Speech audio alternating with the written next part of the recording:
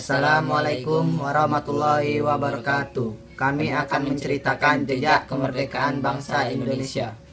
Saat Perang Pasifik atau yang dikenal dengan nama Perang Asia Timur Raya yang berlangsung selama 4 tahun, Jepang mengalami beberapa kekalahan dan menuju ambang kehancuran. 7 September 1944, Jenderal Kunaiki Kaiso di hadapan parlemen Jepang berjanji untuk memerdekakan Indonesia bila mencapai kemenangan dalam Perang Pasifik. Tujuannya mendapat bantuan dari Indonesia.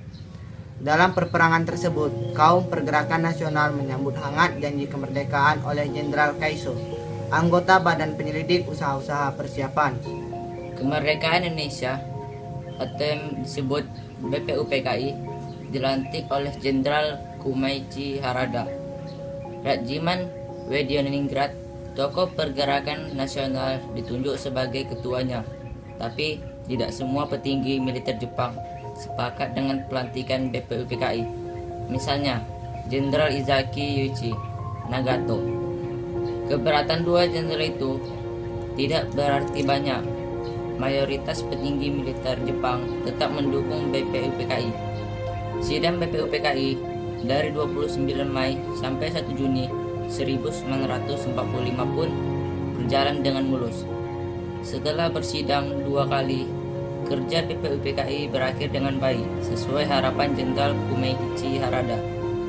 BPUPKI lalu dibubarkan oleh Jenderal Terauchi Hisaichi diganti jadi Panitia Persiapan Kemerdekaan Indonesia PPKI 7 Agustus 1945. 21 nama anggota PPKI diumumkan sebagian besar bersama dari BPUPKI. Mereka sudah bersiap sidang pada 16 Agustus 1945. Soekarno-Hatta dan Rajiman Widioningrat, wakil PPKI, terbang ke Dalat, Vietnam 12 Agustus 1945. Di tengah kabar pengeboman Hiroshima dan Nagasaki di Jepang, Jenderal Hieichi Terauchi, Panglima Angkatan Perang Jepang di Asia Tenggara, menyambut kedatangan mereka. Jenderal Terauchi berkata bahwa PPKI bisa segera memproklamasikan kemerdekaan Indonesia. Kabar gembira tepat pada ulang tahun Hatta. Mereka semua senang, kemerdekaan sudah di depan mata. Sepulang dari Vietnam, sejumlah pemuda dari Organisasi Angkatan Pemuda Indonesia atau API membawa Soekarno dan Hatta ke Rengas Dengklok pagi hari 16 Agustus 1945. Situasi Jakarta genting bung. Pemuda mendesak Soekarno dan Hatta segera memproklamasikan kemerdekaan Indonesia. Jepang sudah menyerah, kata para pemuda. Soekarno dan Hatta terkejut, tapi Soekarno enggan memenuhi permintaan para pemuda. Menurut Soekarno dan Hatta, proklamasi kemerdekaan harus melalui rapat PPKI. Pemuda akhirnya memulangkan mereka berdua ke Jakarta pada sore hari. Sepulang dari Rengas Dengklok, Soekarno dan Hatta hendak bersidang dengan PPKI di Hotel Des Andres, Jakarta, tapi Jepang melarangnya. Perubahan situasi mengarahkan rapat persiapan kemerdekaan ke rumah Laksamana Maeda, perwira Angkatan Laut Jepang. Di tempat inilah dalam sebuah ruangan Soekarno, Hatta dan Ahmad Subarjo memasukkan naskah proklamasi kemerdekaan tanpa gangguan dari Jepang. Soekarno lalu membacakan ke anggota PPKI dan pemuda di Sarambi rumah. Naskah yang singkat tapi semua sepakat dengan isinya. Kemerdekaan bukan lagi impian. Hari bersejarah itu tiba. Soekarno membacakan naskah proklamasi kemerdekaan Indonesia.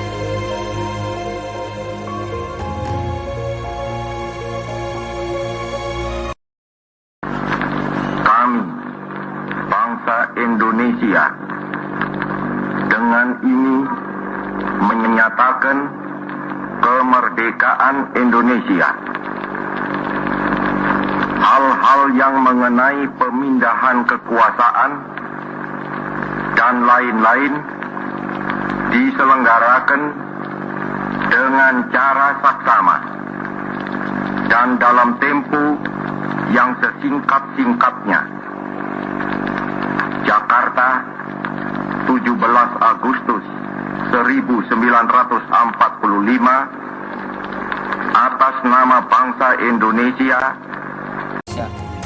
Banyak orang di rumahnya. Jalan Pengangsaan Timur nomor 56 Jakarta. Tokoh-tokoh pergerakan nasional dan rakyat biasa membaur, mendengarkan pembacaan itu dengan khidmat. Setelah itu, bendera merah putih jahitan Fatmawati, istri Soekarno, dinaikkan perlahan diiringi lagu Indonesia Raya. Penghormatan pun diberikan. 17 Agustus 1945 akhirnya Indonesia merdeka. Sekian dari kami. Wassalamualaikum Warahmatullahi wabarakatuh. Besarkan